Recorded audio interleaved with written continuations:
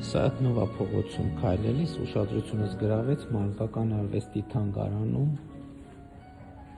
առկա ցուցադրությունը, ներս մտա և Սասունցի Դավիթ էպոսին նվիրված մանկական ստեղծագործությունների ցուցադրություն է, շատ գեղեցիկ և անկեղծ ասած շատ տպավորիչ, շատ մեծ էներգիայով, խորհուրդ եմ տալիս այցելեք, տոմսը թանկ չի, 1000 դրամ ընդամենը, բայց կարելի է շատ հաճելի ժամանակ անցկացնել։ Մի րոպե։